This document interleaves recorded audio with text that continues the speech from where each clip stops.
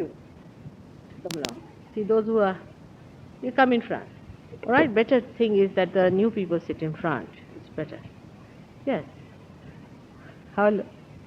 Good. Very good. Aha. Hmm.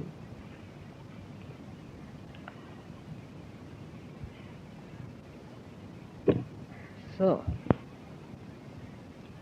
I would like to give you a little idea about this picture that we have in front of us. Now,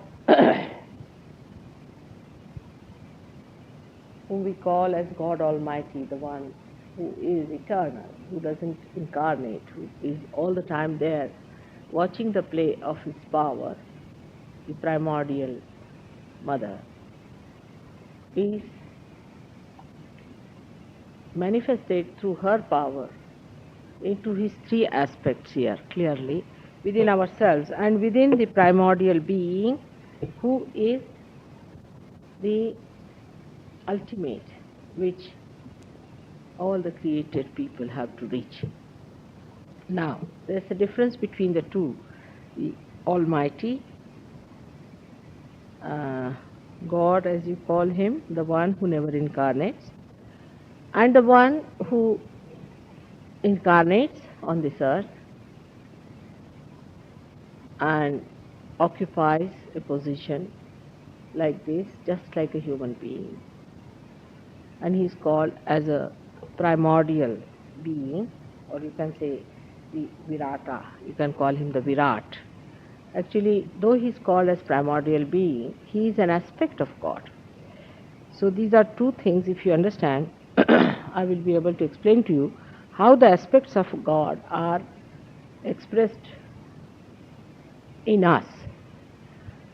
So the first aspect of God is his desire to create. His desire to create. And in his desire to create. Oh, you were outside there, Linda. I didn't recognize. Come on, I'm sorry. I didn't recognize you. I never recognized you. I'm sorry. I never recognized you. I thought, who is this one? Sorry. So, just this side would be better.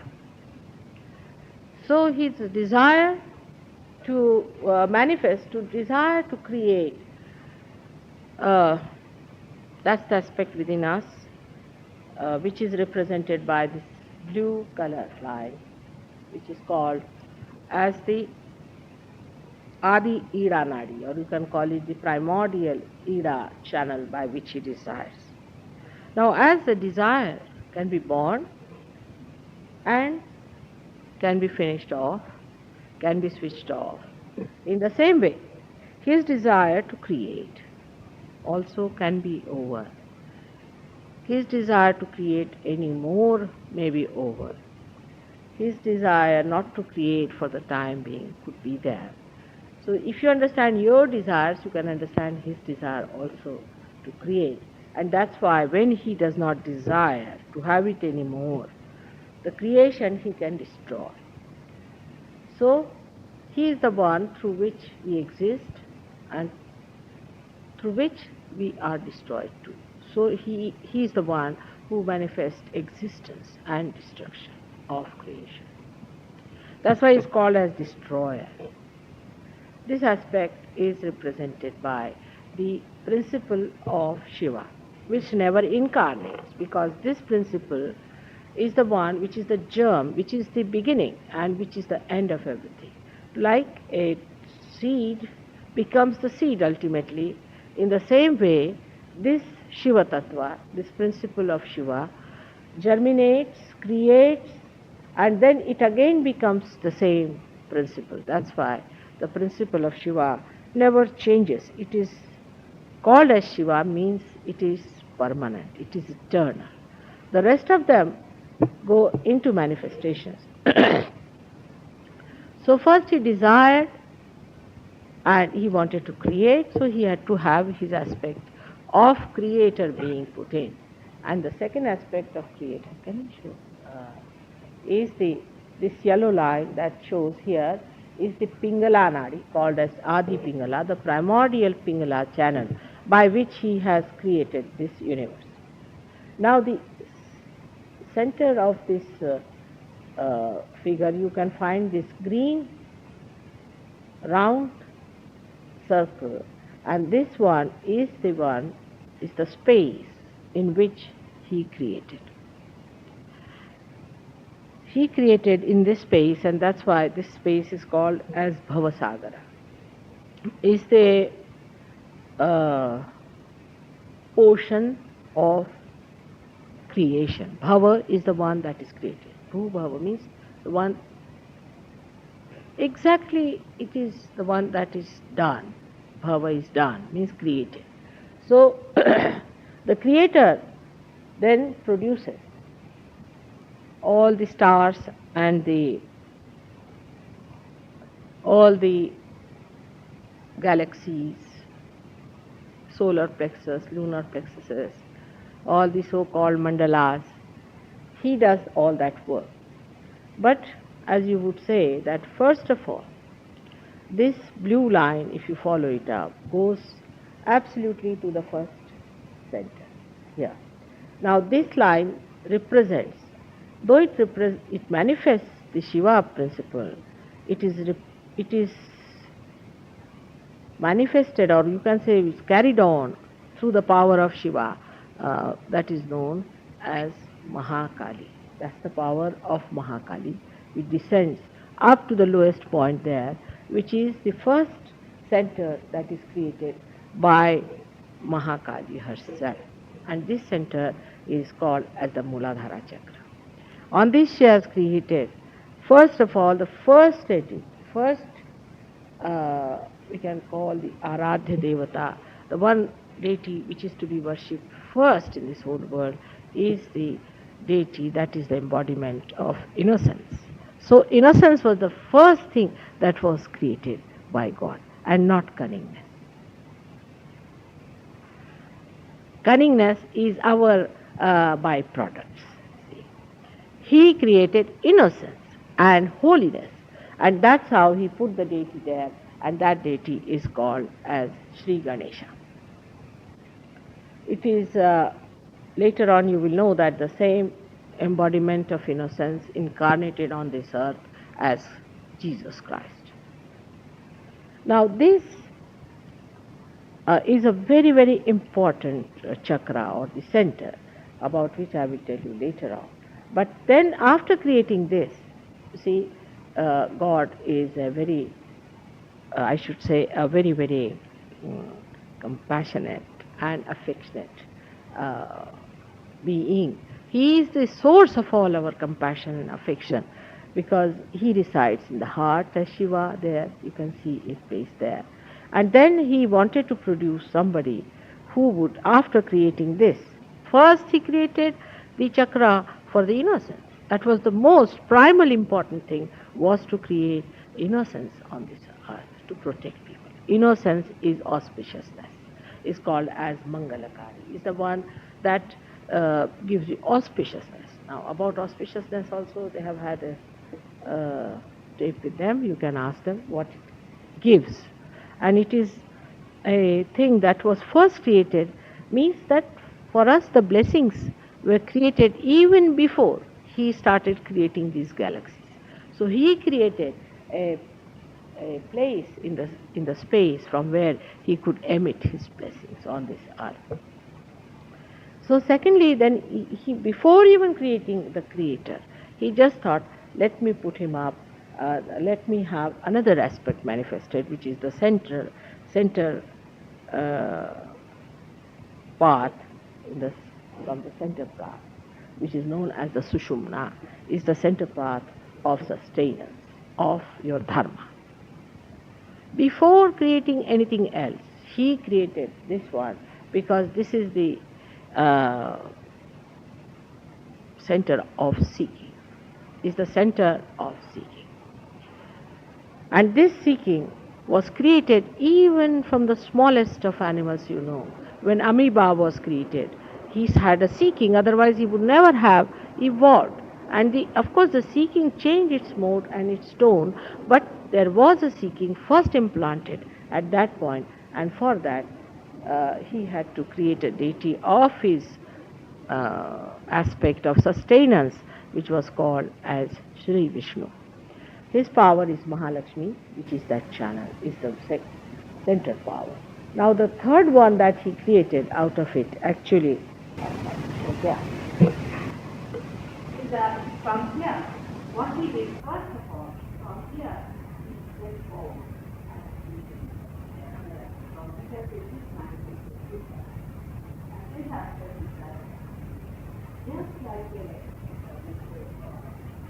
and both of them too is very much similar because just because two forces and the creator is the number and this power is called as the power of Maha Saraswati. So you have got three powers of Maha Kali, Maha Saraswati and Mahalakshmi.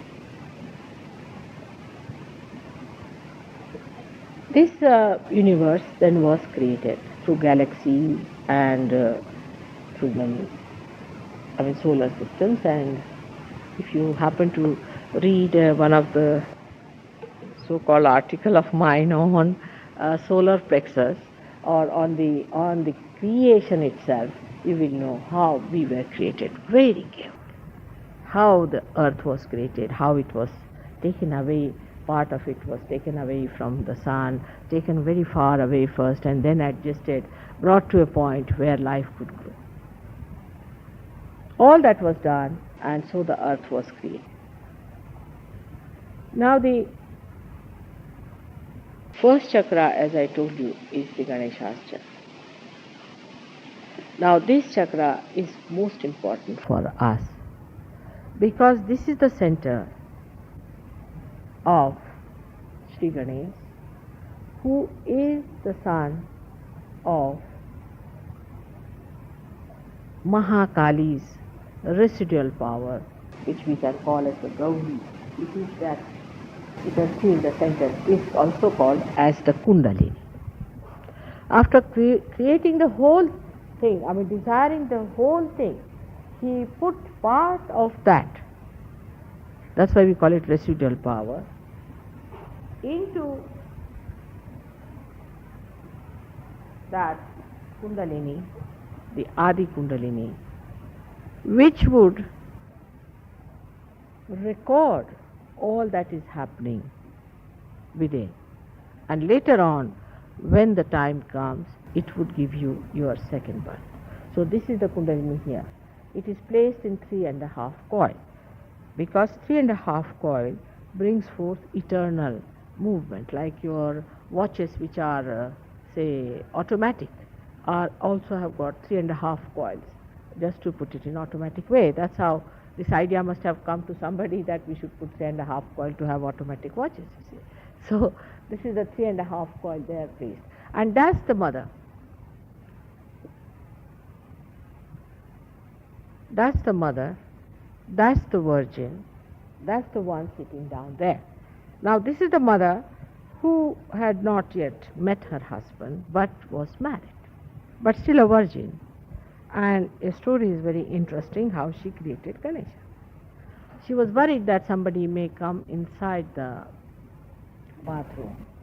So she, out of her body, these things, what you call the mala, the dirt on her body, she took out some soil or clay that we use in India for washing the hands. And our clay is very good. And she put all the clay and took it out and made out of that a Ganesha and put him down there at that point because she wanted somebody to protect her. Somebody has come. If you lock the door, how would I? No, it's all right. So this protection was created there for her, but actually that's the one is also protecting her protocol. That means this chakra nobody can enter into, nobody can touch it. Through this center, anybody who tries to come in will be punished. Now those people who say that Kundalini can be risen through sex or I must say either sadly mistaken or are sinister people. Because that's the center is to protect her protocol. He never would allow anybody to enter through that point, because that is the point which regulates and controls the sex. So that is a very, very holy place through which you cannot enter. The reason is, say if there is mud and if there is all kind of filth, best thing is to put there the most purest form of deity who never gets embellished or who does not get hurt or in any way involved into that filth. So he being the purest, he was placed there. Like Christ came on this earth to a place like horrible place like Bethlehem and all these, just because there was no other way out. See, he was the only one who could come there and sustain these people who wanted to crucify him later on. So he came down later, but this embodiment of innocence was put there. Innocence is a thing which never is cunning and intelligent as you think intelligence is supposed to be. It's a very different type of intelligence it has got, that it just works out. You may be any amount of intelligence you may have, and you may try to trick the innocence by any chances or by any sort of fraudulent ways. You cannot cheat. Innocent is above all that, and that is what was very important, and that's why he was placed there. Now, the people who have been practicing this kind of a nonsensical stuff like going to Kundalini through the sex are really doing a very abusive and horrible thing to their own mother, who is the Kundalini. Kundalini is your mother. She has been with you for ages, and she has been waiting for this day when you could get your realization. So those who try such tricks on the Kundalini, on their mother, you can imagine how much they should be punished. That's why so many people get all these horrible experiences of getting blisters in the body, they get heat in the body, sometimes they get temperature and they get stuck up, and all sorts of things happen because of this kind of unauthorized behavior. The another thing could be to freeze this Ganesha is to become a person who is absolutely running away from sex. One does not have to run away from sex, because sex is one of the activities of Ganesha, because he is a child. He doesn't understand what sex is. He is abodh, he is innocent. He doesn't know that sex is something, you see, he has no consciousness of it. Like a child, when he sees sex, for him it is just like seeing flowers or nothing. He doesn't understand it. After a certain age only people start understanding it. So those people who also run away from sex are equally the same, because there's nothing to run away and there's nothing to run to. It has to be understood at this point that sex has to be a very sacred and a secret thing between two personalities, that is husband and wife, who should be really married collectively. Marriage which is done secretly somewhere and marriage secretly done somewhere is always brings problems. So marriage must be done in an open way and should be sanctioned collectively. Marriage is not an institution came to in human beings from somewhere outside, but it has come to them from within. God himself has brought this institution within them, and it is to be respected in full way. And family life is the basis, absolutely the basis of human beings. Every human being must have a nest to grow when they are children. We are playing havoc with this principle of family life everywhere, and we are really out to ruin our children through abandoning the norms that are required for a human life. I mean, we have taken up everything into our hands, you see, as if we can do whatever we feel. Perhaps by that we do not realize how we are giving no fair chance to our children to grow in a proper, secure place. So family life is a very important thing and must be dealt with in a way that the way you do a puja, you do a worship.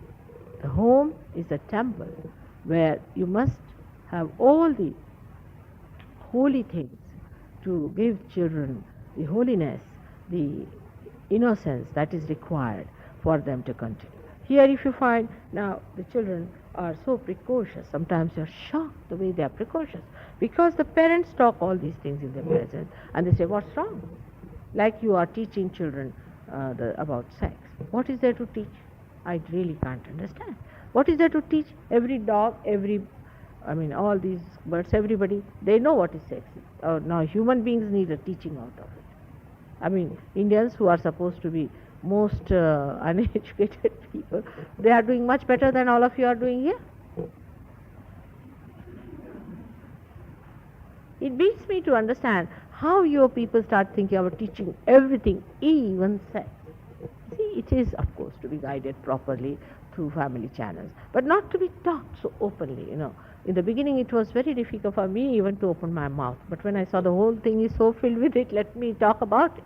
Because it is not to be taught, it is not to be mentioned. It's a very sacred thing between husband and wife and to be kept as sacred. But if you excite it too much from the childhood, you give ideas and all that. You see, unnaturally, people are brought up in that way into a very unnatural atmosphere and you become nothing but a sex point. The amount of, importance is given to sex life, as if they are important. It is something like that. It amounts to that. The way people are, it's such a natural thing, it is such a spontaneous thing, is available to everyone. What is there for people to think so much about it and plan about it, talk about it, and make the whole thing so vulgar? There are certain rules and regulations that are to be followed. You have to be very, very chaste about it. And there's a certain protocol and certain beauty of making it a secret. The more I find now here, people, I'm just talking about the West because we are concerned with Western problems. Indians have another type, which I will tell you later. They have another horrible types of problems, but this is another type we have. Like we find two people going up the escalator, they must kiss, they shouldn't miss one point even. Every step they must go on kissing. All right. And where are you going? To the divorce court. That's what it is. It's so absurd. There is no deep understanding of the marriage institution. We cannot exist without marriage institution. Marriage institution is a gift of God to human beings and not to animals. We are not going to become again animals. They study the sexual behavior of, fishes. Are you going to become fishes now? Are we to learn from pigs? Have we gone that low that we have to go down up to the fishes level and find out how to behave? It's absurd. So this is the center which is very important and is very sacred. But the other side, I told you, that is to running away from sex. On this point I would like to speak because perhaps I have not spoken so much as that. This is another craze that people have, is to suppress the sex, is to have nunneries, to have places where the fathers are living in a very unnatural way. Create situations where there is no husband-wife relation existing. I would say Navy has this problem too, and thank God now Navy has decided to have women on board and the wives on board, and actually it is working wonders because they are very good husbands. People have found out, and it gives them some chance to exist normally. Imagine that every port you get some new girl and into a complication, fighting with another, all sorts of problems come up. This multi women business is going to make you mad. To live with one woman itself is sufficient, but to have many women is much more dangerous. So the another thing starts. See, human beings are like that. If they cannot, they'll go one side. Complete indulgences, they'll have 10 women, get hit, beaten up, finished by that, absolutely broken up, becoming insolvent, ultimately they are left like that. Then they become sadhus to the other end. They become the sadhus, and the sadhus start, you see, then give up sex, have nothing to do, don't see a woman, just you can't bear her. See, this is madness. Why go from one extreme to another extreme? Why not see it in a poised and a proper manner? That marriage is important, husband-wife is an important thing, but that's not the end of life there also. But still, running away from it is something one cannot explain. Otherwise, why God has made you women and men? One should understand about it. And secondly, those who run away like that. I mean, if the women run away, God save this world. But if men run away, what do they get? You see, they run away from a to another style. And what happens with that? You just have a look here. If you take that back of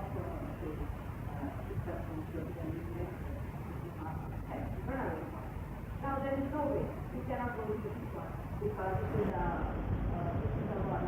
This is intelligence. Where you go? Just your attention is just from where you go. There is no attention at all. No attention there. Your attention comes here.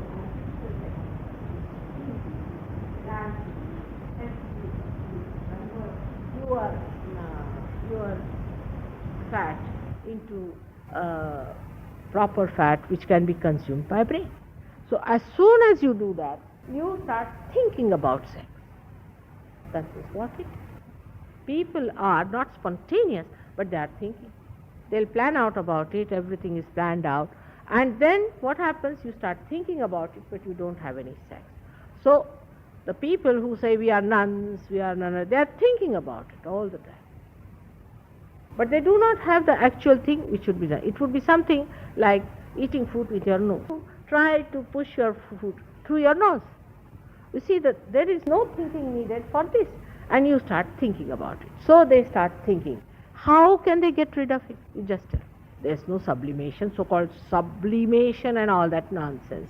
There is no chance of sublimation. Only the attention will move. How will you sublimate this part when there is a barrier here? And this one is just a special one sitting there with a big rod in his hand. We call it as the parasha. How do you cross that point? You cannot just cross it. So what you do, you remove your attention from there and put it there. Now this is the one which we call as the also called as the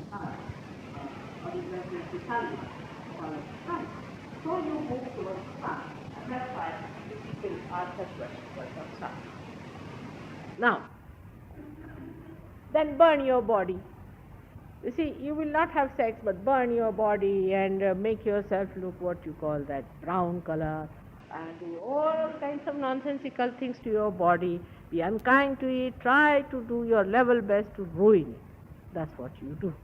And then this sun line starts acting. Now sun line takes you away from the left side. You see that if too much activity starts here, this becomes something. Your whole attention goes on this side and this side. That's why you become extremely dry. I mean, I would say Hitler. Hitler was nothing but this. Hitler had no feelings left in him at all. There was no emotional thing left in him. He was drained out. And all these yogis also of this type have this. Like we had a guru in our Durvasa. I mean, if he looked at somebody, he would burn off. Just imagine. Such horrible ones. What are they going to do for the emancipation of human beings? What are they going to do for the kalyana, for the betterment of human beings who haven't got a grain of love within them? All your idea of love is drained out. Then you must have heard about these gurus, that the way they are. Most of them I've seen, even the realized ones, needs lot of love within them. I've seen so many realized ones also, but they believe in beating the people. You know, anybody comes to them, first of all they'll put a big chimta on them, hit them, cut. Oh, you're no good. They test your head by hitting. And you know, sometimes tears would roll down my eyes, seeing all that cruelty. I said, how can you do this to them? He said, you don't know these human beings, they deserve it. We were like that, now we are better. I said, what are you better? You are hitting the same way. But they are realized people, can you imagine? Even without knowing much about love, they get realization. And then they start saying, now go into absolute vairagya. Take the case of our Buddha. Now, Buddha was one of the very great incarnations in the sense that he was the son, one of the sons of Rama, who incarnated on this as Buddha to occupy the highest life on this earth. So he had to take sannyasa, because without that he could not show that. But there was no need for anybody else to take sannyasa. But in his case, mistakes, why there were some mistakes about things? Because when he tried all these tricks of sannyasa, going here and there, he never realized that this is all not needed. He was so tired and fagged out that suddenly, spontaneous, the primordial mother herself gave him the realization, because he was so tired. Now supposing this is Caxton Hall. To come here, you go to, say, Reading, then you go to, in the north, to Leeds, then you go this side, and then you go to Brighton and come back here. And you tell everybody, if you have to go to Caxton Hall, you better do all that. It is just like that. It is just like that, very misleading. Because when he found it out, as you have found out too, you do not realize how you have found it. You do not know how you have done it. If I do not tell you that it is God who has done it, how are you going to believe it? You will think, I have done self-realization, all right, I am a self-realized person. Self is most important. That's why he believed in Anishwaravad, means atheism. He said there's no God, only thing self is to be achieved. Naturally. Because there was nobody to tell him that you have achieved through the grace of the primordial mother. So he was to be born again as one of the sons of Fatima Bi, who was the daughter of Muhammad Shah. Then again he was to be born as Markandeya, and again as Shankaracharya, just to neutralize what he has been preaching. So you will see that in the 6th century, Shankaracharya is the one who put end to Buddhism, the nonsense of Buddhism in India. Because apart from what Buddha's understanding of the whole thing is, his disciples made it so perverse that somebody had to come down to tell that the marriage system has to be re-established. And this is how this right side was controlled through various incarnations coming down. But now we come to the center point, is the Ishnu Tattva, as I call you, the principle of sustenance within us. By this sustenance force only we have within us our dharma, means we are human beings. Human beings have to have some sustenance. Otherwise he would have 2 horns, he would have a tail hanging around, but he does not. He doesn't have. Why human beings do not have horns? Why do not they have tails? I mean, they behave sometimes like that, but still they don't develop. You see, in children, it is very common to tell them that if you behave like this, you will start developing a tail. Immediately they start looking, have we already developed? Then you have to tell them, not yet. But then be careful about us. You see, better tell us, otherwise we'll develop it. So this is how we are, that we are human beings. If we were not human beings, our noses would have been like that, or could have been like that.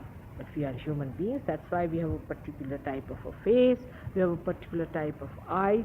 You have seen in the animal kingdom how the eyes are placed, like fishes, how their eyes are placed according to their environment, according to their evolution. Now why should we try to be fishes? Have you got eyes like fishes? We are human beings, we have to be human beings. And the human beings have got, as in the 4 Varanas they are described, they have to move in a evolutionary process with their understanding. This is the biggest difference between a human being and animal. So far, from animal to this stage, you do not know how you came up. You never felt your evolution. You never knew how you evolved into it. But only when you have become a human being, you can feel it. That's why your evolution had to be in such a manner that you can feel. And you have also got a special faculty of deciding for yourself, of freedom, by which you develop yourself in such a manner that you can feel it. The fishes never felt it, the amoeba never felt it. It's only you who can feel your evolution, because you are at the topmost position of evolution. And if it has to move forward, it has to be in your own awareness, with all respect to your freedom. So freedom was given to human beings. Not only that, but also that they are going to see their own evolution within themselves. They are going to feel it. You will feel so different as soon as you are evolved. Because you are the highest. Human beings, if they had ever evaluated themselves, even if they had asked this question to themselves, why did I become human being from that insignificant amoeba? Then they would have realized, evaluated their value. But when they evaluate themselves, when they try to understand themselves, they become egoistical. This is the problem. And that also comes from the same sunlight. You see the ego, that's their yellow, that balloon of ego. When it covers the whole being, a person just, you see, he talks as if he's possessed. He can never understand what he's talking about and what he is meaning when he says, I. Because you are not a separate entity. You are a part and parcel of the whole. And when you start saying I, you actually secede yourself. You cut yourself short of your connections with the whole.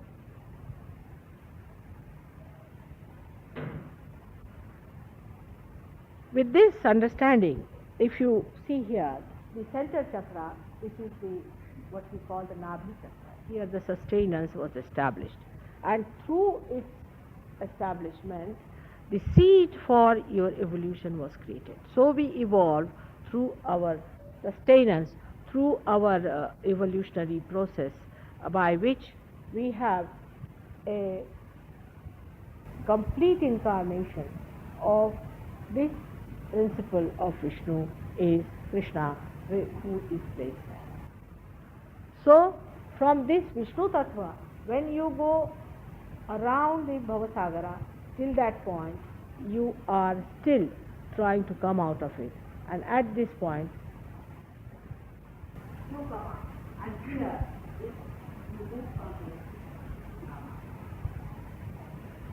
normally this place is occupied by the deities of which comes from here normally. And then you incarnate in this Bhavasagara, where the seekers are trying to find God. Because every time the seekers tried to find God, there were evil forces which tried to put it down. So she had to incarnate. They say she incarnated only 1,000 times, but I think she has incarnated many more times.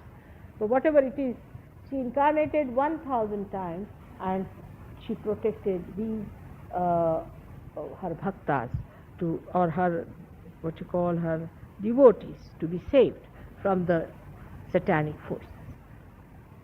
Now this one is the incarnation occupied by the incarnation of God.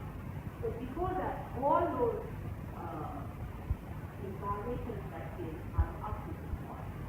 Now this one has to understand, is the area where actually normally is. We do not come up. Because Rama was not regarded as an incarnation, he was absolutely human. He was placed on his sunlight, which is the Rajasa. He actually is a human being. This is the Rajasa. That is the Tamasa on the left hand side, this is the Rajasa. and the center one is the Sattva. That's why he was placed there. Now this goddess is the power which exists in your heart chakra in the center. Now when the child is small, you must know that all the antibodies develop in the sternum, And these antibodies are actually the fighters who fight evil or any harm to the body. These bodies, what you call these antibodies, spread to the whole being, and after say 12 years or so, they start acting automatically, or you can say even spontaneously. Sometimes they are on their own because they are trained in this area, in the sternum area, how to fight the disease, how to fight the outward invasions. Even the mental trouble which comes to you comes through some sort of a satanic force, which can be in a very in the form of a small lacunae, and then they attack them, and that's how they work out. So this is in the sternum here is placed the power of the Durga, or you can call the mother of this earth, Jagadamba. She is the one who is the mother of this earth, and her power comes from the back here, where you have a center called as the Hridaya chakra, but we can say that it looks after the cardiac plexus in the human beings. So those people who have got, say, asthma are suffering from the same.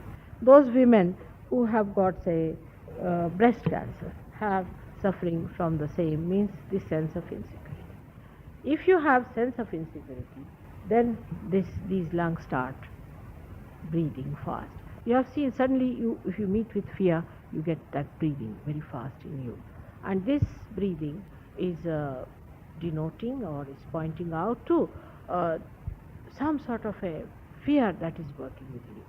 It could be due to previous conditionings, or could be immediate, but this center starts working, breathing starts moving at a very high speed, and that is the sign of the center that it starts emitting power of protection when you start breathing heavily. But it is automatically done, and the women who suffer from sense of insecurity get breast cancer, and that also this is the center. While I will be talking to you about various diseases, how we can cure through Sahaj Yoga, then I'll tell you more about it. Now the highest point of this sustenance is here, just here. When man raised his head upward, this is the point where Sri Krishna, the highest goal of human evolution, reached its completion, Purnatva. At that time, we should say that when we raised our heads up, he established himself in our Vishuddhi Chakra. And he is the one who is this primordial being. He is the one who grows into that primordial being. About Sri Krishna also, I will tell you, I think later on, because you can understand he has 16 petals. He has the largest number of petals, which in physical way look after your ear, nose, throat, these mastoid muscles and teeth and all this portion. Apart from that, if you notice it, that this ego and superego, you see, actually they do not rise that high up. They rise from here, it starts. From this center only the pumping starts. The pumping starts from this center.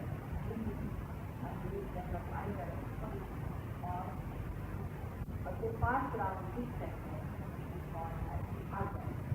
Now, pumping of the ego and superego comes like the, you can say, the fumes from a factory.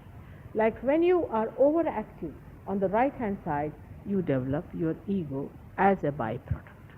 If somebody says, I have no ego, it's wrong. Not possible.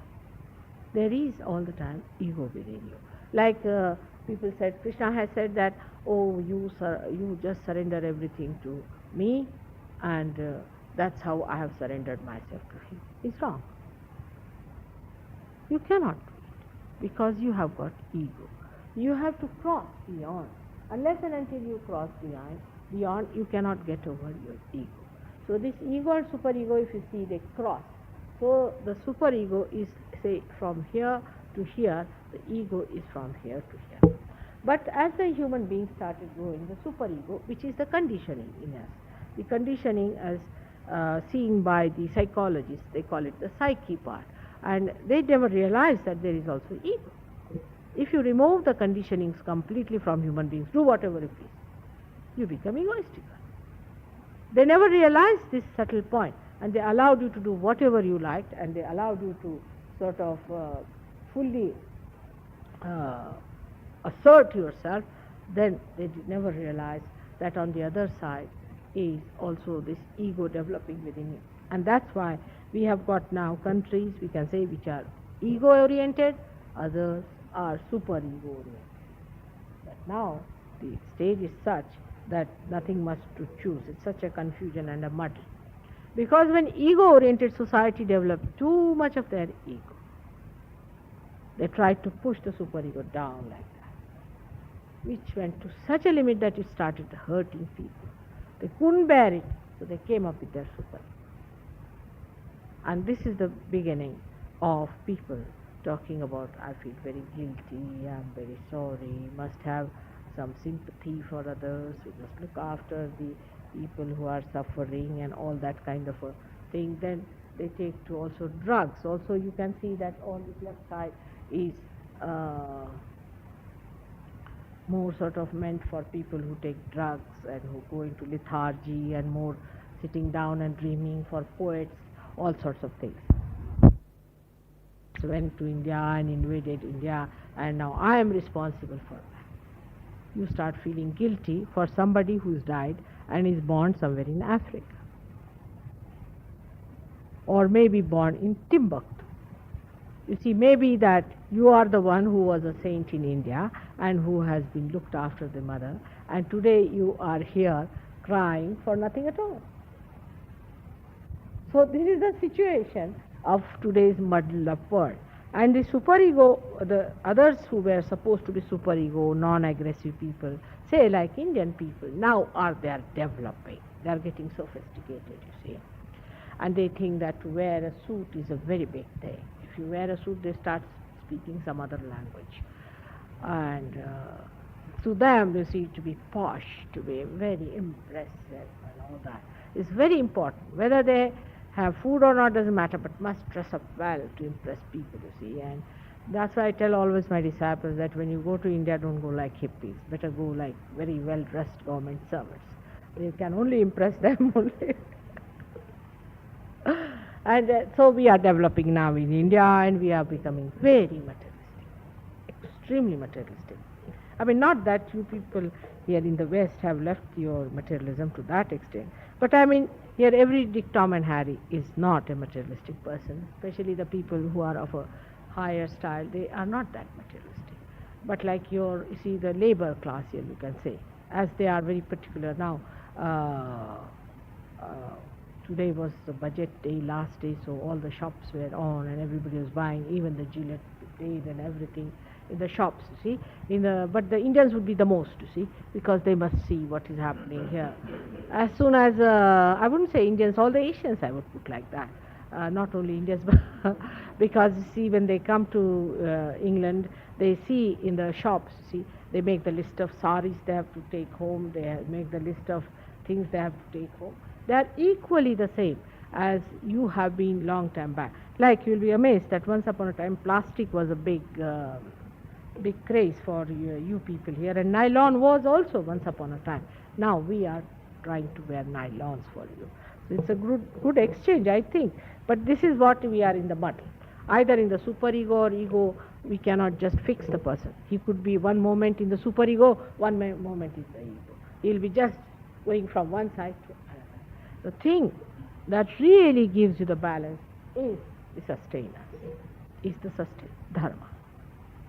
If you do not have that, then you could go shoot off like a pendulum from this side to that. But in dharma also there could be a problem, and that is one of the worst possible, is of fanaticism.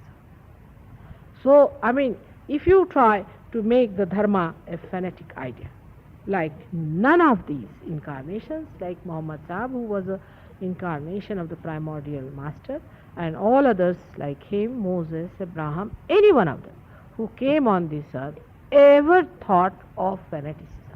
Never they realized that when they told, don't do this, don't do that, some sort of people will take up upon themselves that we are the chosen ones, we are the great.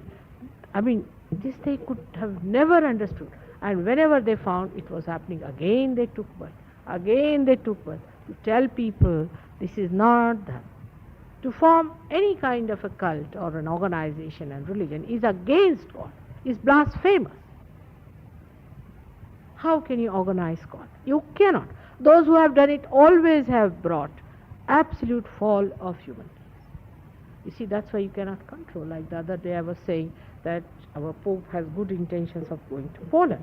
But in a way, I like Polish Catholicism more than the Irish one. If this is the freedom, what Catholicism is, better not have it. You see, if this is what you are going to achieve through your Catholicism, better not have it. In Poland, say for example, people do not do philanthropic work. You see, like helping the poor. Is that the work of Christ? I asked somebody, I said, how did you come to this conclusion that Christ wanted you to help the poor? They said, because once he was to be anointed with some very expensive oil. And I think Judah said that how can you spend such a lot of money on him, on his body? Let us sell it and give it to the poor. So he said, now see, listen to this one carefully.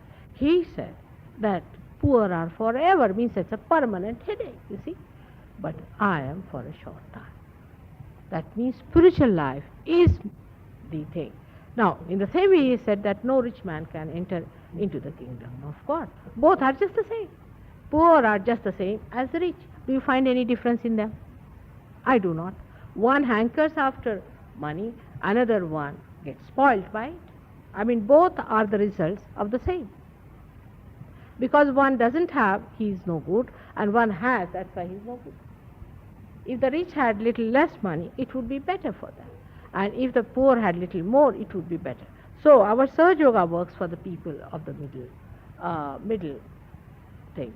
Now immediately you'll say, then what about the poor of the world? Immediately the attention will go there. Mother, what do you think? Now you don't worry about that. There is God who has created them, and He is going to look after. Are you an economist?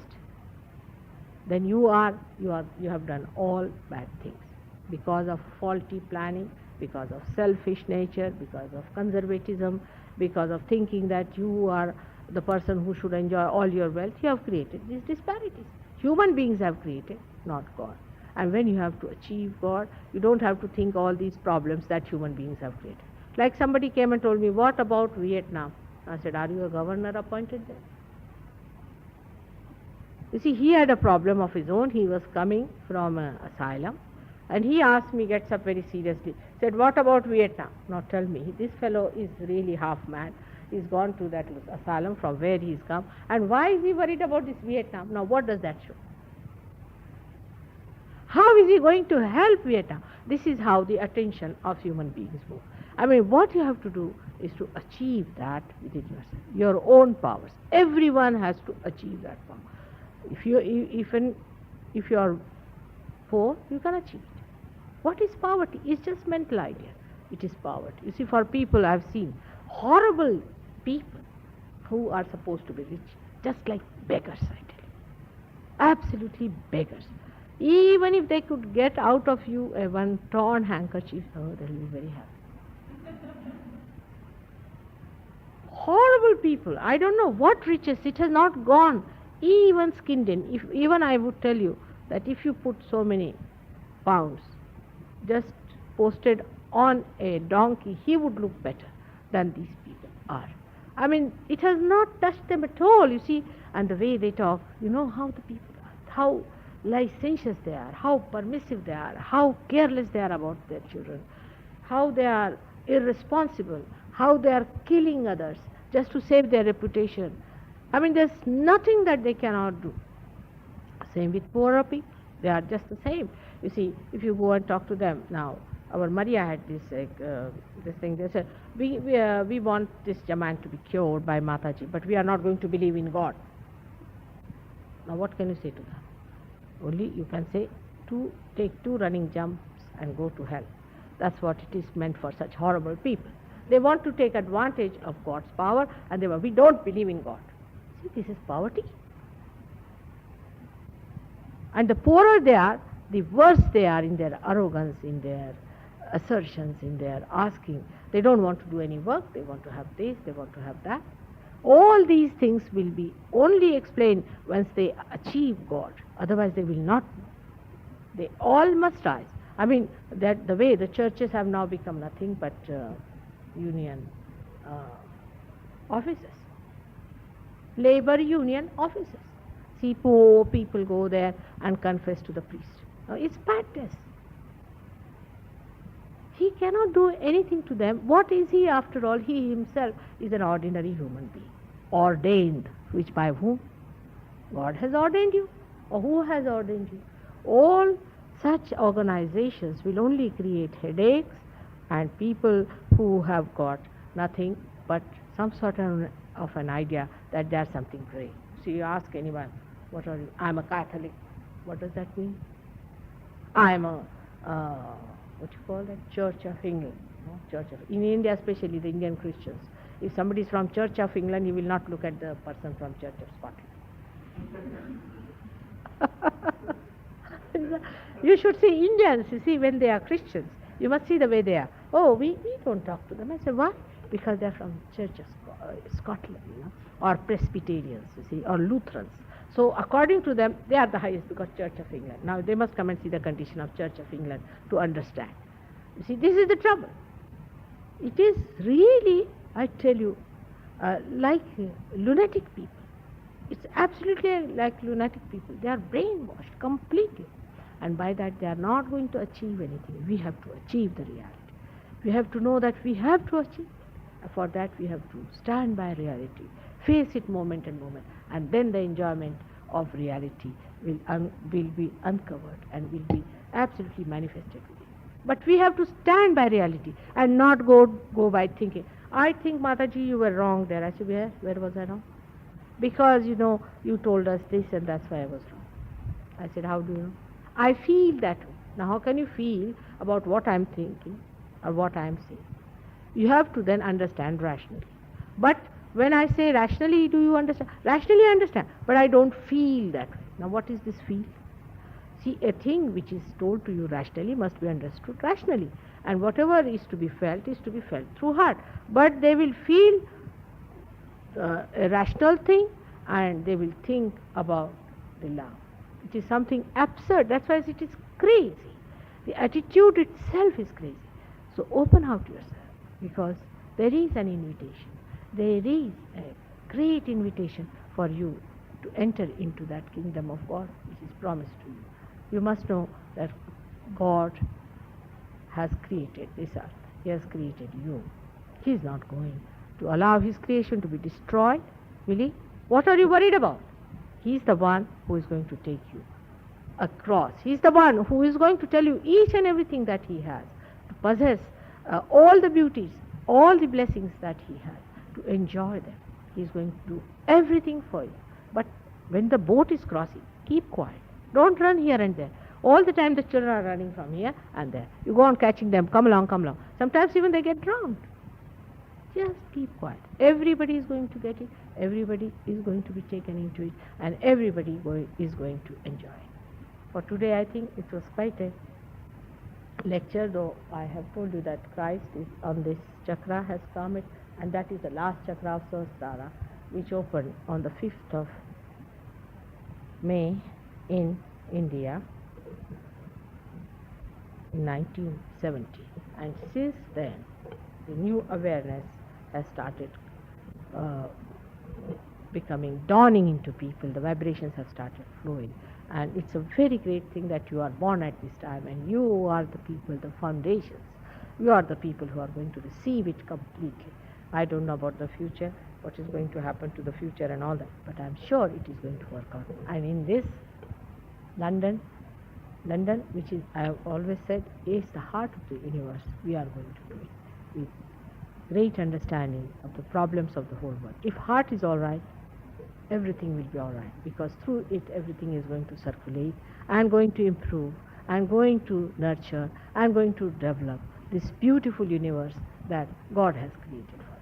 But first thing you must know is to give up all your misidentifications and do not go on hankering on to them and again getting identifying yourself with them, but keep a complete alert attention on your progress in Sahaja Yoga. I'm sure it is going to work out. May God bless you all. Thank you.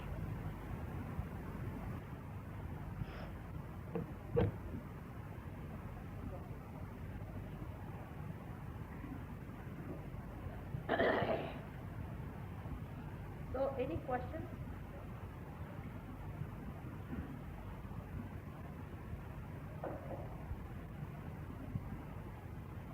Now, ask questions which are related to this lecture of mine.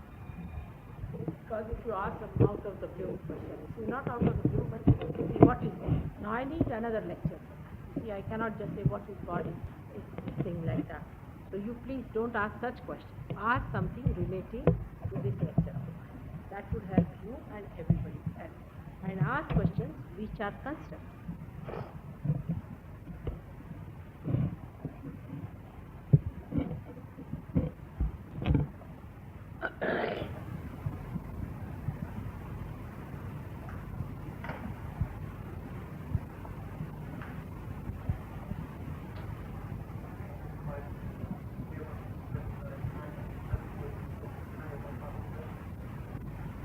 That happened, that is the day when the Ama realization was established. Why? Well, in India.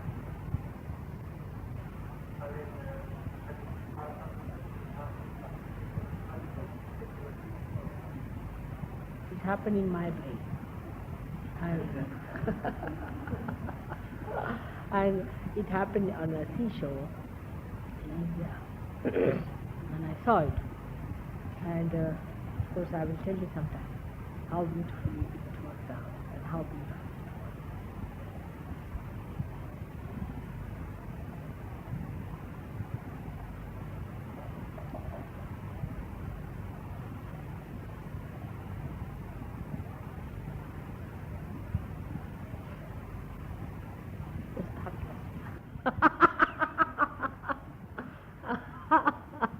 One of the names is in the one book I have given you, is that nirvichari, that is thoughtless, beyond thought. That is the power. All right, so I bring you down. Now you think of some thoughts.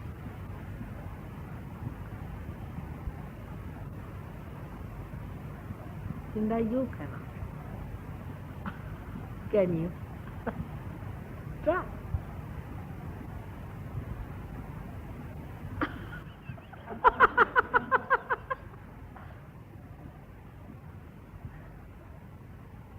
No, no.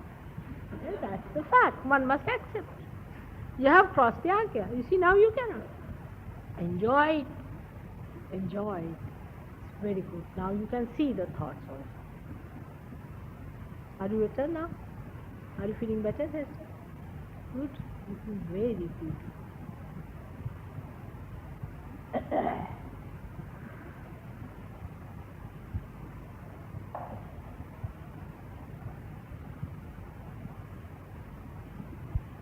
Enjoy.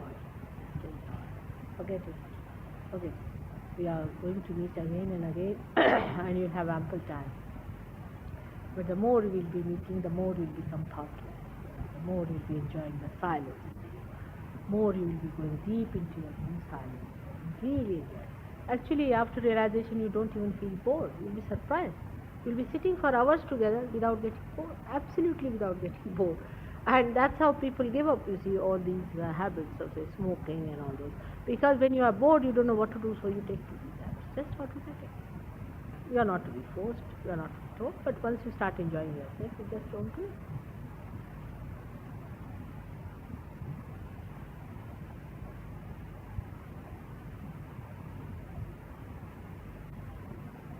कैसे बेटा तुम? Are you better ना?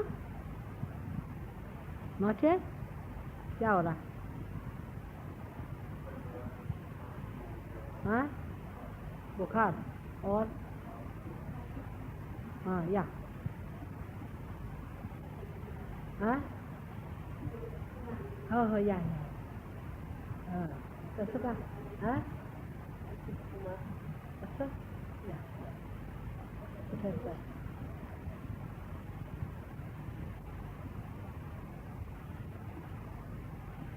बरोबर आहे. काय झालं? इंडियन्सला जरा म्हटलं म्हणून का?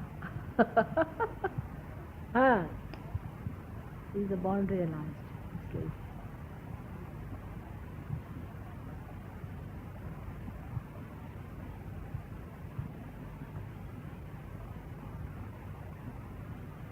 हां,